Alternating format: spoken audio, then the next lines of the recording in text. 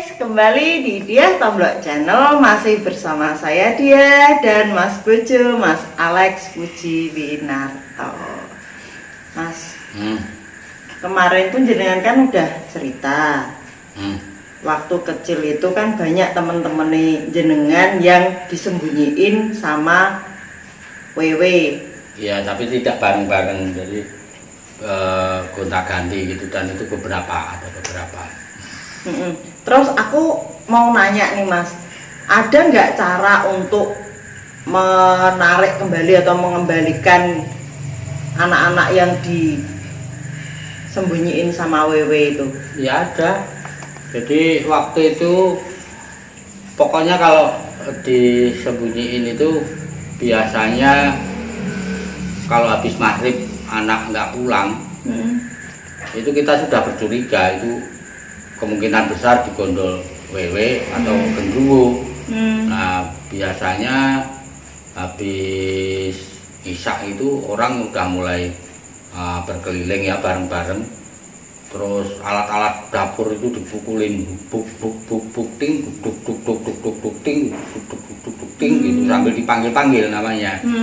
Nah nanti setelah ini berkeliling ini kan menuju atau mengelilingi tempat-tempat yang kita curigai. Jadi biasanya kan pohon kelor, terus rumpun bambu, terus mungkin ada yang nanam serut itu, bonsai serut yang udah besar itu kan bisa ditempati juga. Jadi tempat-tempat kayak gitu, pohon beringin itu juga bisa. Nah biasanya nanti kalau sudah dipanggil-panggil gitu, ada juga yang sambil wiridan gitu, nanti si yang hilang itu akan bersuara gitu. Apa tulung, apa aku neng kene, atau kalau yang anak yang masih sangat kecil ya bapak, ma, baru kita arani, kita tuju ke situ.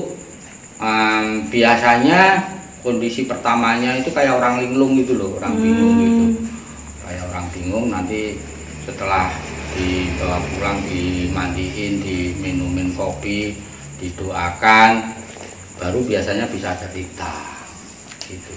Tapi rata-rata bisa kembali enggak itu kalau pakai metode itu, dok-dokting itu? Bisa. Sampai saat ini nggak ada teman kecilku yang hilang terus nggak pulang, itu nggak ada. Oh, pada pulang semua bisa. Tapi kalau secara rinci aku nggak ngerti apa saja ya unsur-unsurnya itu.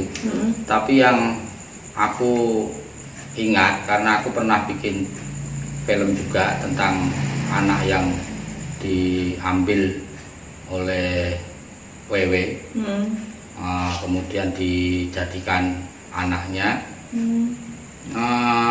Ada tampah, ada beras, terus obor. Ada obor ini kan penerang, karena waktu itu kan belum banyak listrik.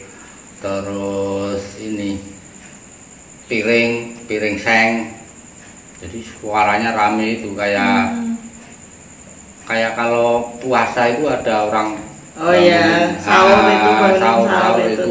Kalau zaman dulu itu kan juga pakai kayak gitu. Cuman ini beda, jadi suaranya monoton, dok ting gitu. Coba nanti kamu ini ke desa Gudan, tempatnya temanku, namanya Pak Yadi, tapi dia lebih sering dipanggil Pak Raden. Setauku dia belum begitu lama lah, tahun 2005 apa tahun 2004 gitu ya, itu dia masih melakukan itu untuk ini menyelamatkan tetangganya yang diculik. Di tahun segitu masih ya? Masih ada. Kalau di desa kan masih, kalau di kota ya sudah nggak ada. Nah Pak Yadi ini kan tinggalnya di desa, jadi fenomena seperti ini masih sesekali masih ada. Kamu tanya aja sama dia. Ya. Oke guys, nanti kita ke Desa Godan ketemu sama temennya Mas Alex, kita gali lagi informasinya lebih detailnya kayak gimana gitu.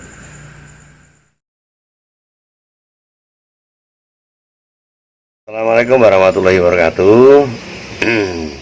Saya hanya ingin bercerita tentang pada saat masa-masa kecil saya, yaitu ada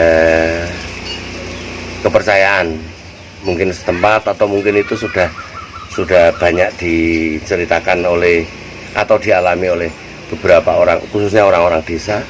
Itu pada zaman dahulu kalau ada anak atau orang yang istilahnya yang dibawa oleh wewe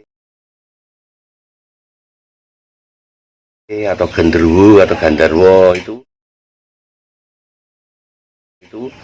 mesti orang-orang desa itu memberikan tanda atau mencari di mana-mana, di hutan, di kayu-kayu besar, dan di tempat-tempat yang dianggap angker seperti di kuburan atau di tempat-tempat punden dan sebagainya, dengan ditandai oleh orang-orang desa tersebut membawa tampah.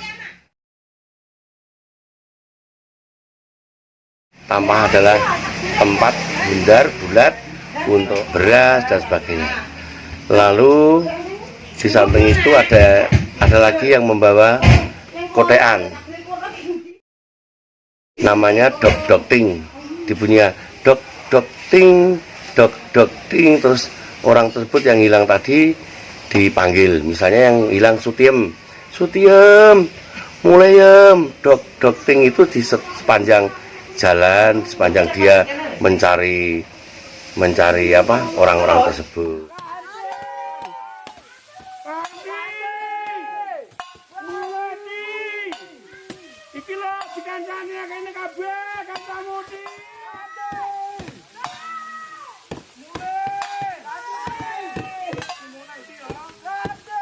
Dia mempunyai keyakinan dengan tanda dok ting atau membunyikan tebo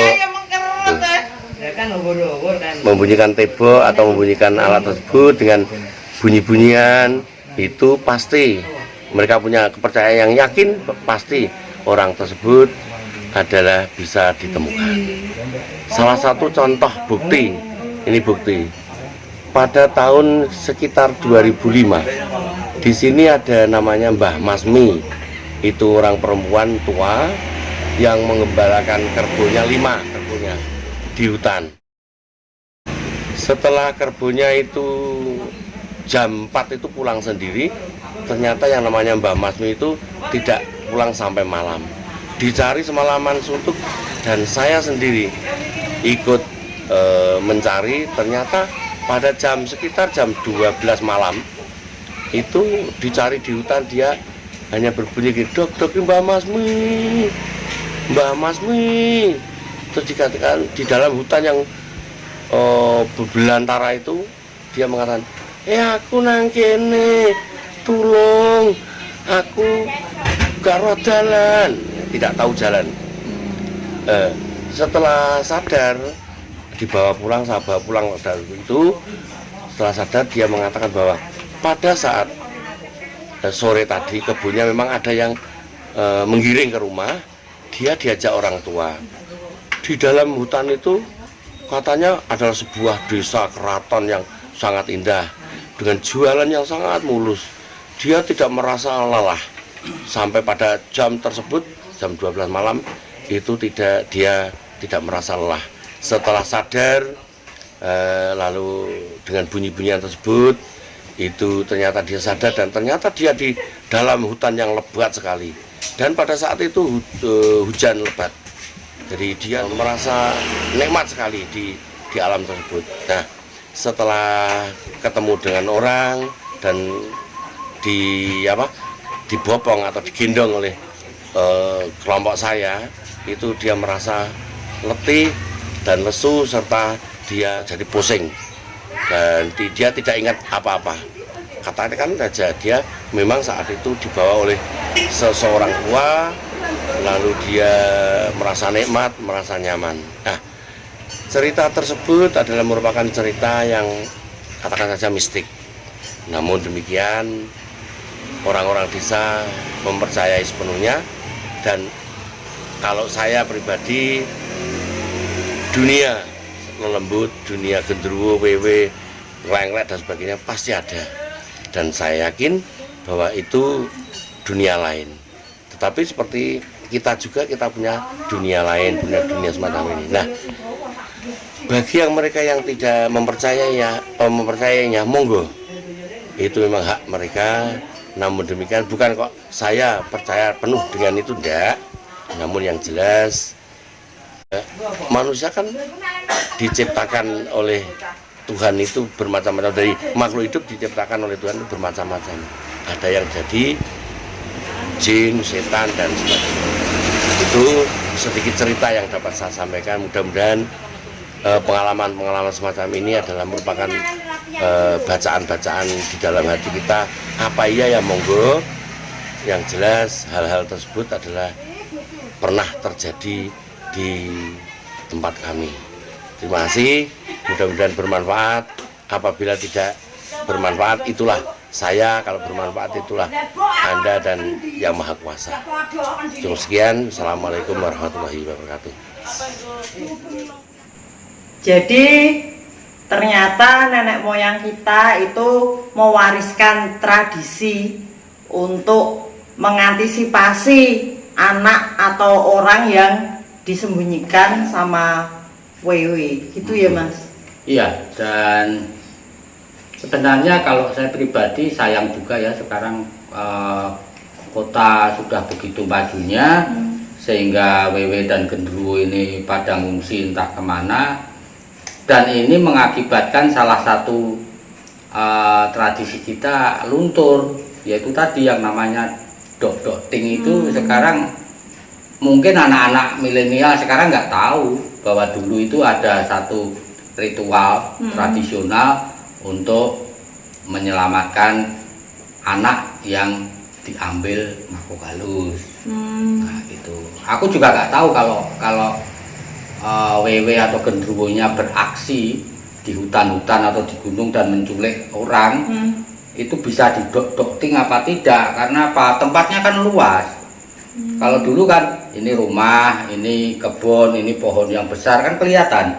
Oh berarti kira-kira di situ. Kalau tidak di situ, itu di situ ada rumpun bambu. Lah kalau hutan itu kan semuanya sama. Gimana lihatnya? Gitu. Jadi mungkin akan lebih susah. Berarti beneran ya, dulu itu waktu aku kecil itu mami kalau udah mau maghrib itu ayo masuk ke rumah, nanti kalau digondol wewe gitu, kalau dibawa wewe gitu, itu beneran. Bener juga. Kamu juga ini sudah malam ini masuk aja ke rumah ini sudah pakai baju tidur gini ya, ngadu gondol orang ini. Oh ya guys, ini baju tidur yang aku pakai kemarin tuh aku dikirimin sama Hanaku Project. Bisa dicek nanti di Instagramnya, bagus barangnya, kayaknya enak dipakai. Dicek aja nanti, dikepoin Hanaku Project. Ya itu guys cerita kita kali ini. Kalau mau tahu cerita-cerita berikutnya, tetap pantengin terus Diah Tomblok Channel. Terima kasih.